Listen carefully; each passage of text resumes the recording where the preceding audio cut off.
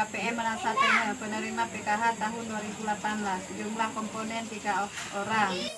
Balita SD SMP. Dulu menerima PKH sebanyak 500.000 untuk keperluan perlengkapan anak sekolah. Selebihnya saya gunakan untuk kebutuhan sehari-hari. Bantuan PKH sangat bermanfaat untuk saya, terutama untuk anak-anak sekolah. Terima kasih Bapak Presiden Jokowi JK yang sudah menambah dana bantuan PKH.